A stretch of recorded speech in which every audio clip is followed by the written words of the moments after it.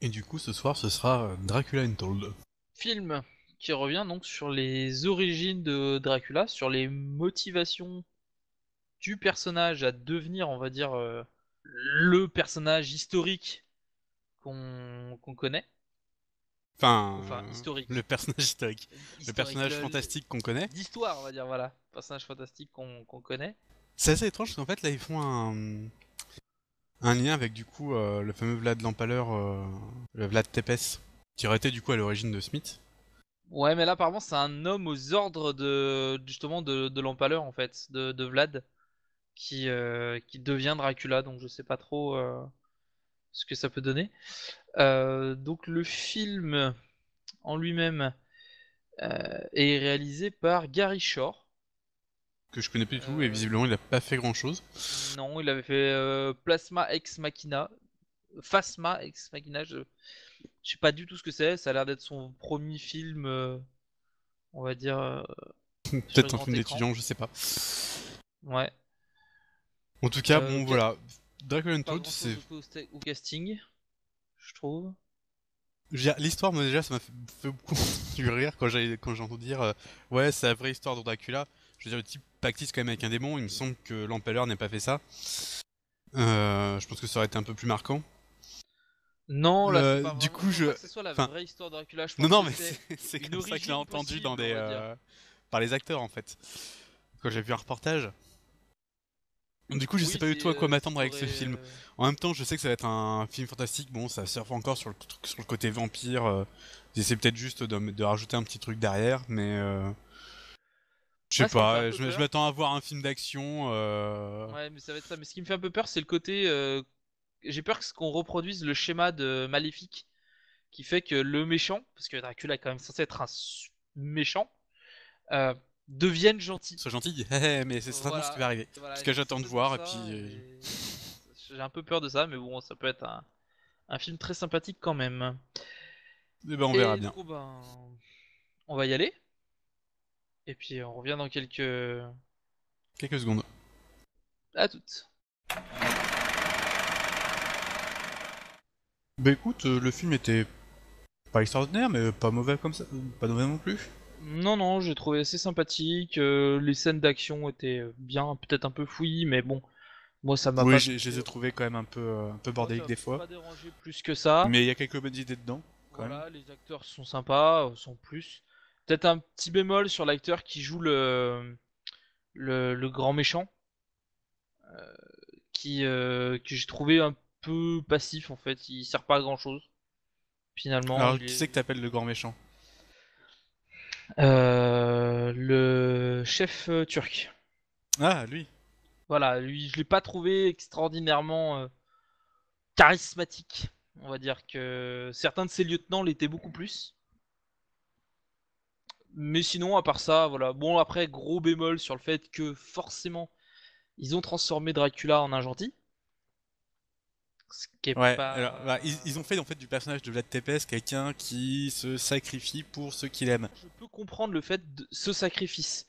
Mais il faut que ce sacrifice amène à quelque chose de maléfique, de diabolique, et qui soit corrompu réellement. Là, c'est. Il a fait des actes mauvais, il a voué son âme au diable, mais bon, ça passe. Voilà, c'est pas grave. On fait ça comme ça, on a le droit de le faire. Enfin, je trouve que les conséquences de son acte sont pas, euh, sont pas si dévastatrices que ça. Elles devraient l'être beaucoup plus.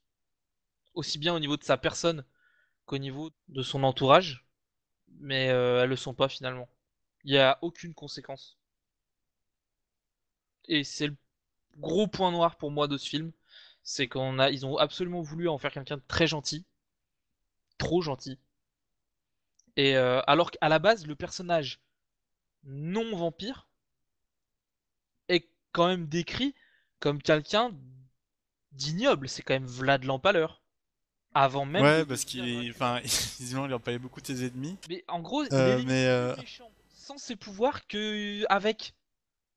bah, disons qu'en fait, le personnage historique est effectivement plus, on va dire, cruel que celui qu'on voit là, qui est juste un gars qui a été soi-disant cruel quand il était à l'armée chez les Turcs, qui a pas été le cas dans, il me semble en vrai, hein. Et que du coup après il revient et il fait ah non c'est bon la guerre est derrière moi et je vais pouvoir vivre en paix. Ce type a passé quand même sa vie à faire la guerre à ses voisins, se disant que, enfin, pour des raisons X ou Y.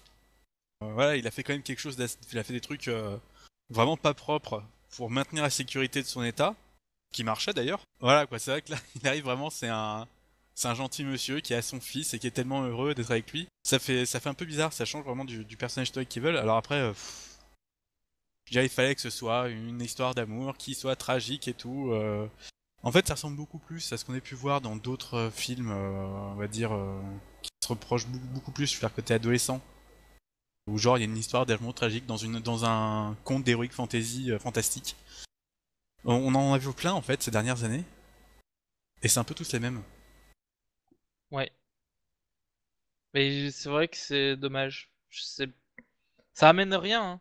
Et la fin est pas. En plus, il y a des personnages, ils sont là, mais on sait pas pourquoi. C'est-à-dire que autant qu'un personnage arrive comme un cheveu sur la soupe et qui t'explique pourquoi il est là après, ça me va, je peux tolérer.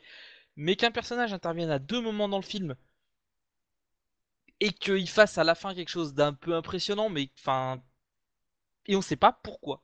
Pourquoi il fait ça? Il n'y a aucune raison. C'est voilà, on connaît pas son nom, on sait pas d'où il vient, on sait pas ce qu'il a fait. Oui, c'est vrai, il y a un personnage qu'on sait pas du C'est tout.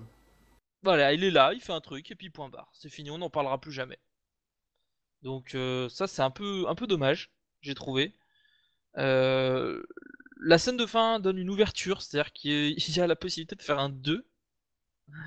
Ça, ce qui me semble bizarre, mais à la fois c'est pas obligatoire. C'est-à-dire que il nous laisse pas sur une intrigue en suspens. C'est-à-dire que l'intrigue est close et avec ce qui est révélé, il peut potentiellement y en avoir une autre, mais c'est pas obligatoire. Oui, c'est vrai qu'en fait, il se laisse on a eu la possibilité de le faire. Je sais pas si c'est voulu ou quoi que ce soit, mais en tout cas, ils en ont la possibilité s'ils veulent. Et peut-être que justement, s'ils font une suite, ils exploreront plus ce côté un peu corrompu du personnage. Mais Qui n'est pas là non plus à la fin du film, en fait. C'est même quand il est. ah non, non, mais il est absolument pas corrompu. C'est juste, c'est un vampire. C'est Bah, Edward c'est le Cullen. côté plus romantique du vampire que le C'est côté plus monstrueux, quoi. c'est le vampire de Twilight, c'est ça. C'est J'irai un- pas jusque là. Il est quand même. Il Mais hésite il est pas à méchant tuer parce près de 10 000 hommes dans ce film. oui, mais Mais c'est pour défendre sa patrie.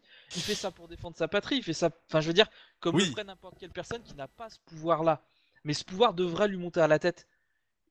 Il devrait à la limite se dire, bah maintenant que j'ai vaincu mon ennemi, je vais conquérir son territoire. Je vais aller au devant. Je vais vraiment faire le méchant. Mais il le fait pas. Il fait rien. Et c'est énervant. Les acteurs sont bons. Tout est, enfin, il y a de quoi faire. Il y a du matériel dans ce qu'ils ont avancé. Mais ça va pas au bout. Je trouve que c'est pas. Après, il y a quelques idées de mise en scène qui sont très sympathiques. Notamment une scène qu'on voit entièrement par le reflet d'une épée, qui joue beaucoup. D'ailleurs, j'ai remarqué dans le film, il jouait beaucoup avec les reflets d'épée. Euh, Parce qu'ils sont avec ça les en fait reflets comme. tout court envers. Bah, parce qu'ils sont surtout ceux de l'épée, parce que c'est les seuls trucs à peu près qui arrivent à refléter quelque chose. Parce qu'ils n'ont pas spécialement d'armure ou de choses comme ça, c'est plus des codes de maille ou des trucs comme ça qu'ils vont avoir dans le film. Et la seule chose qui a la même surface qu'un miroir, ça va être soit l'eau, soit les épées. Donc ils vont beaucoup se servir d'épée. Il y a toute une scène qu'on voit dans le reflet d'une épée. D'ailleurs, l'épée brinque-balle d'avant en arrière en fait. Parce que c'est une épée qui est plantée dans le corps de quelqu'un en plus. Donc elle brinque-balle d'avant en arrière et on voit en fait à chaque mouvement la scène change de point de vue et on voit quelque chose de nouveau. La scène était sympa. Il y a quelques idées de mise en scène, notamment au tout début où on voit des sortes d'ailes en fait. On voit un champ d'ennemis. Enfin, c'est quand Vlad raconte son histoire en tant qu'humain. On voit le champ d'ennemis empalés et lui il est au milieu et en fait quand la caméra tourne on a l'impression que tous les pieux et les corps font des sortes d'ailes géantes qui sortent du cadre de l'écran, les ailes de Dracula quoi. Mais mis à part ça il n'y a pas non plus énormément de scènes travaillées. Bah, en fait, c'est une esthétique très classique qu'on voit dans ces films De de fantasy fantastique. fantasy, ouais. C'est joli, hein, c'est joli, ça se laisse bien regarder, les effets spéciaux sont très bien, tout est propre, y a pas de doute. Après, il y a un côté peut-être un peu trop doré, un peu trop. Enfin, je sais pas trop comment dire. Ah, c'est très propre, c'est pas sale, on Mais ressent pas bon, le côté enfin, poisseux si vous moyen-âge, voyez quoi. l'esthétique de ce film, c'est l'esthétique qu'on voit dans beaucoup d'autres films de ce genre-là, quoi. C'est un film d'action sympathique, donc on peut, si vous êtes tenté, allez-y. Si vraiment ça vous dit rien, c'est pas la peine d'essayer quand même.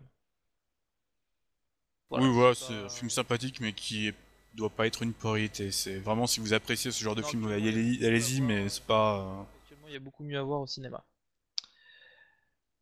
Et donc, ben, je pense qu'on en a fini avec Dracula Untold, et on va vous donner rendez-vous pour la prochaine séance.